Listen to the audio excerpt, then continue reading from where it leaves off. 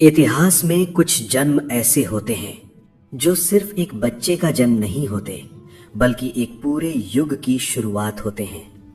एक ऐसा जन्म जिसने अन्याय के खिलाफ तलवार को धर्म बना दिया और धर्म की रक्षा के लिए अपना सर्वस्व अर्पण कर दिया।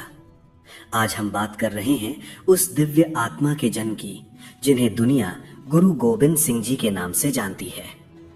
सन 1666 ईस्वी भारत की धरती पर अत्याचार अपने चरम पर था। मुगल शासन का दबाव बढ़ता जा रहा था, धर्म परिवर्तन जबरदस्ती कराया जा रहा था और सच बोलने वालों की आवाज दबाई जा रही थी। ऐसे अंधकारमय समय में ईश्वर ने एक दीप जलाने का निर्णय लिया। स्थान था पटना साहिब, बिहार। गंगा नदी के तट पर बसा एक शांत पवित्र नगर। यहीं उस दिव्य आत्मा ने इस संसार में कदम रखा जो आगे चलकर अन्याय के विरुद्ध सबसे बड़ी शक्ति बना। उनके पिता थे 9वें सिख गुरु गुरु तेग बहादुर जी और माता थी माता गुजरी जी, जिनका हृदय करुणा और साहस से भरा हुआ था। दोनों जानते थे ये संतान साधारण नहीं होगी। पटना साहिब की उस शांत सुबह हवा में एक अलग ही पवित्रता थी, मानो प्रकृति खुद किसी महान घटना की प्रतीक्षा कर रही हो। माता गुजरी जी को हल्की पीड़ा हुई और उसी क्षण घर के भीतर दीप प्रज्वलित कर दिए गए। शब्दों से परे एक शांति पूरे वातावरण में फैल गई। जब बालक ने जन्म लिया तो घर के भीतर मौजूद साधु संत एक पल के लिए मौन हो गए। किसी ने धीमे स्वर में कहा, यह बालक सामान्य नहीं है, इसमें तेज है, दिव्यता है। बालक के चेहरे पर अद्भुत तेज था, नेत्रों में गहराई और शांति दोनों थी, मानो वो इस संसार को पहले से जानता हो। उसी समय कुछ संतों ने ध्यान लगाया और ध्यान से उठते ही उन्होंने कहा, ये आत्मा धर्म की रक्षा के लिए जन्मी है। ये अन्याय के सामने झुकेगी नहीं, चाहे उसे कितनी भी कीमत चुकानी पड़े। गुरु तेग बहादुर जी ने बालक को गोद में उठाया। उनकी आंखों में गर्व भी था और एक गहरी चिंता भी, क्योंकि वे समझ चुके थे ये बालक साधारण जीवन नहीं जिएगा। माता गुजरी जी ने बालक को सीने से लगाया। उनकी आंखों में आंसू थे, लेकिन भय के नहीं, कर्तव्य के। उन्हें एहसास था ये संतान पूरे समाज का मार्गदर्शन करेगी।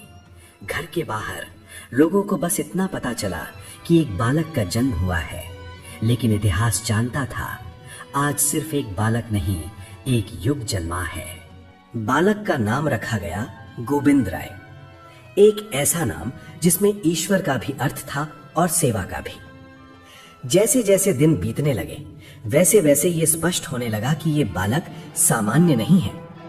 बहुत छोटी आयु में ही गोविंद राय गहरे प्रश्न पूछने लगे थे। धर्म क्या है, सत्य क्या है और अन्याय के सामने चुप रहना क्या सही है? बड़े बड़े विद्वान भी उनके प्रश्न सुनकर ठहर जाते थे। उन्हें शास्त्रों का ज्ञान सहज ही समझ में आने लगा। गुरबाणी, वेद, उपनिषद, पुराण सब कुछ वे ध्यान से सुनते और मन में उतार लेते। पर उनका मन सिर्फ ग्रंथों में नहीं लगता था, वे बाहर जाकर लोगों का दुख भी देखते थे। कभी वे किसी गरीब को भोजन देते दिखाई देते, तो कभी किसी अन्याय के शिकार व्यक्ति के पास बैठकर उसे सांत्वना देते। उनके लिए धर्म का अर्थ था केवल पूजा नहीं, बल्कि पीड़ित की रक्षा। एक दिन उन्होंने अपने पिता से पूछा, अगर कोई जुल्म करे और हम चुप रहें तो क्या वो भी पाप नहीं है? गुरु तेग बहादुर जी ने गहरी दृष्टि से उनकी ओर देखा और समझ गए ये बालक समय आने पर बहुत बड़ा निर्णय लेगा। गुरु तेग बहादुर जी ने उन्हें सिखाया, धर्म की रक्षा के लिए कभी कभी त्याग करना पड़ता है और कभी कभी संघर्ष। गोविंद राय ने यह बात मन में बिठा ली। उनके भीतर करुणा भी थी और साहस भी, और यही संगम उन्हें आगे चलकर एक अद्वितीय व्यक्तित्व बनाने वाला था। समय बीतता गया और गोविंद राय अब केवल एक बालक नहीं रहे, वे एक जागरूक आत्मा बनते जा रहे थे। एक दिन गांव में शोर मचा हुआ था। कुछ सैनिक एक निर्दोष व्यक्ति को जबरन पकड़कर ले जा रहे थे। लोग डर के मारे चुप थे, कोई कुछ बोलने का साहस नहीं कर रहा था। गोविंद राय ये सब देख रहे थे। उनका मन व्याकुल हो उठा। उन्होंने आगे बढ़कर पूछा, इसे क्यों ले जा रहे हो? सैनिक हंसे, ये हमारा काम है, तुम बीच में मत पड़ो। गोविंद राय शांत स्वर में बोले, अगर ये गलत है तो इसे कोई भी नहीं कर सकता। उस छोटे से बालक के शब्दों में ऐसा तेज था कि सैनिक भी एक पल को ठिठक गए। कुछ बुजुर्ग आगे आए और समझाया कि ये व्यक्ति निर्दोष है। आखिरकार सैनिक उसे छोड़कर चले गए। लोग आश्चर्य से गोविंद राय को देखने लगे। किसी ने कहा, ये बालक तो हमें डर से बाहर निकाल रहा है। उस दिन पहली बार लोगों ने महसूस किया, ये बालक केवल ज्ञानी नहीं है, ये नेतृत्व करने वाला है। गुरु तेग बहादुर जी ने दूर से ये दृश्य देखा। उनके चेहरे पर गंभीर मुस्कान थी। वे जानते थे समय आने पर यह बालक पूरे समाज की रक्षा करेगा। अब गोविंद राय का व्यक्तित्व धीरे धीरे स्पष्ट होने लगा था। वे केवल करुणामय नहीं थे, वे अनुशासित भी थे। प्रातःकाल उठना, ध्यान करना, शास्त्र पढ़ना, फिर लोगों की सेवा करना, यही उनका दैनिक जीवन था। उनका जीवन सिखाता था, धर्म शब्दों से नहीं, आचरण से होता है। उन्होंने बच्चों को पढ़ाना शुरू किया, उन्हें साहस, सत्य और सेवा का अर्थ समझाया। वे कहते, डर केवल शरीर में होता है, आत्मा में नहीं। युवाओं को वे शारीरिक अभ्यास भी करवाते थे, घुड़सवारी, धनुष बाण, तलवार चलाना। वे समझाते, शक्ति का अर्थ अत्याचार नहीं, रक्षा होता है। कुछ लोग आश्चर्य करते थे, एक संत योद्धा क्यों बना रहा है? पर गोविंद राय जानते थे, आने वाला समय केवल ज्ञान से नहीं, साहस से भी लड़ा जाएगा। उनकी बातों में कटुता नहीं थी, पर सत्य की धार थी। लोग उनके पास बैठकर खुद को मजबूत महसूस करते थे। अब वे केवल एक गुरुपुत्र नहीं थे, वे लोगों के आश्रय बनने लगे थे। उनकी आंखों में भविष्य की चिंता थी, लेकिन हृदय में पूर्ण समर्पण। समय के साथ परिस्थितियां और कठोर होती जा रही थी। चारों ओर अत्याचार की घटनाएं बढ़ रही थी। कश्मीर से कुछ पंडित आए। उनकी आंखों में भय था, चेहरे पर पीड़ा। वे गुरु तेग बहादुर जी के चरणों में गिर पड़े। उन्होंने कहा, हमसे जबरन धर्म परिवर्तन कराया जा रहा है। अगर हम मना करें तो हमें मार दिया जाता है। पूरा वातावरण शोक में डूब गया। गुरु तेग बहादुर जी मौन हो गए। ये प्रश्न केवल उनका नहीं था, ये पूरे समाज का था। गोविंद राय सब सुन रहे थे। उनका चेहरा शांत था, पर आंखों में ज्वाला थी। उन्होंने आगे बढ़कर कहा, अगर कोई महान आत्मा इस बलिदान के लिए आगे आए तो ये अत्याचार रुकेगा। सब लोग उनकी ओर देखने लगे। गुरु तेग बहादुर जी ने उन्हें देखा और समझ गए कि पुत्र क्या कहना चाहता है। गोविंद राय ने कहा, इससे बड़ा धर्म क्या हो सकता है कि दूसरों के विश्वास की रक्षा के लिए अपना जीवन दिया जाए। वो क्षण केवल एक संवाद नहीं था, वो इतिहास का मोड़ था। चारों ओर मौन छा गया। सब जान चुके थे, अब एक बहुत बड़ा त्याग होने वाला है। गुरु तेग बहादुर जी ने गहरी सांस ली। उनका चेहरा शांत था, पर निर्णय अटल।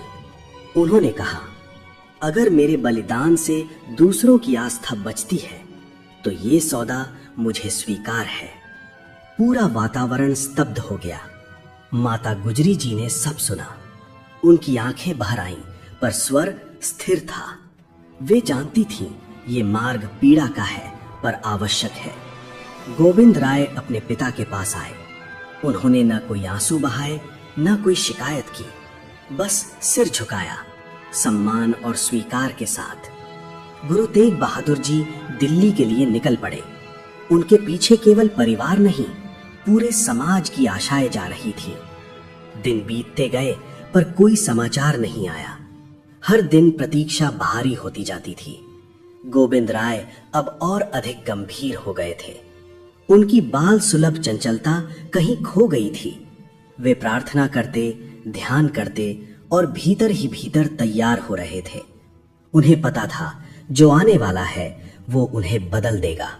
और फिर एक दिन एक संदेश वाहक आया। उसके चेहरे पर शब्द नहीं थे, केवल सत्य था। सब समझ गए, इतिहास ने एक और महान बलिदान दर्ज कर लिया था। दिल्ली से समाचार आया, गुरु तेग बहादुर जी ने धर्म की रक्षा के लिए अपना शीश अर्पित कर दिया। पूरा वातावरण शोक में डूब गया। माता गुजरी जी मौन रहीं। उनका मौन शब्दों से अधिक बोल रहा था। गोविंद राय ने यह समाचार सुना और एक पल के लिए आंखें बंद कर ली। न रोए, न टूटे, न विचलित हुए। उस क्षण उनका बालपन समाप्त हो गया। उन्होंने अपने भीतर कुछ स्थिर होते हुए महसूस किया, एक अदृश्य भार और एक अदृश्य शक्ति।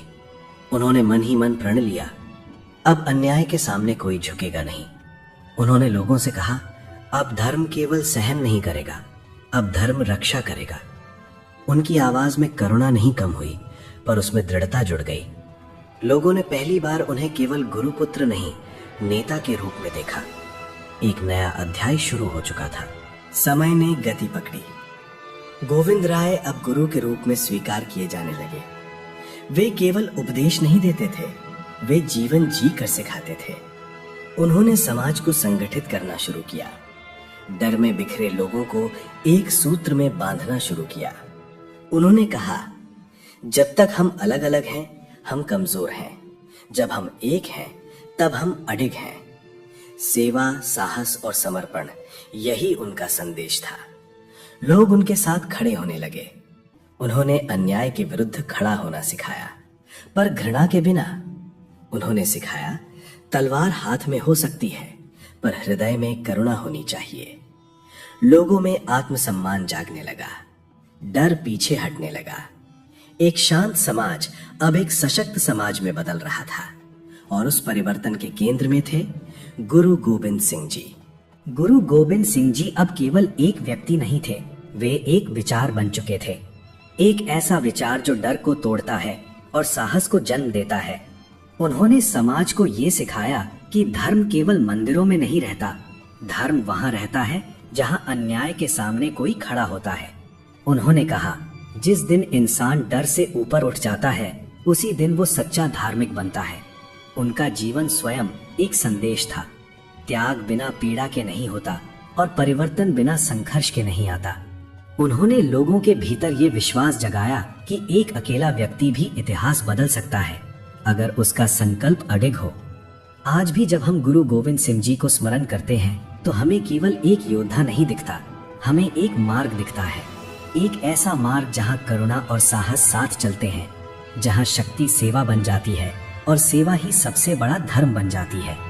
अगर ये श्रृंखला आपको अच्छी लगी हो, अगर गुरु गोविंद सिंह जी के जीवन से आपको प्रेरणा मिली हो, तो इस वीडियो को लाइक कीजिए, अपने दोस्तों के साथ शेयर कीजिए और ऐसे ही प्रेरणादायक इतिहास और कथाओं के लिए हमारे चैनल को सब्सक्राइब कीजिए। धन्यवाद।